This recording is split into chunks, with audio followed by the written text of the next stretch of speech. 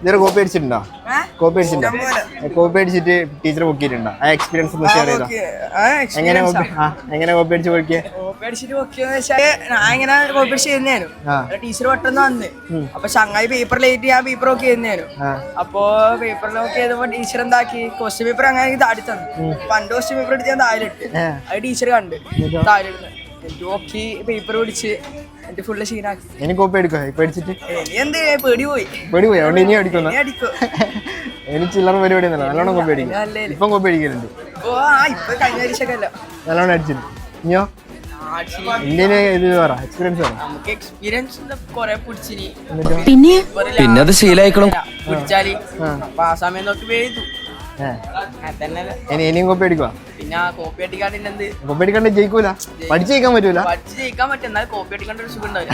അതിലൊരു ത്രില്ലില്ല അല്ലേ? ഓക്കെ, നമ്മളെ പേജ് ഫോളോ ചെയ്തോ. ഹാപ്പി അല്ലേ? ഹാപ്പി.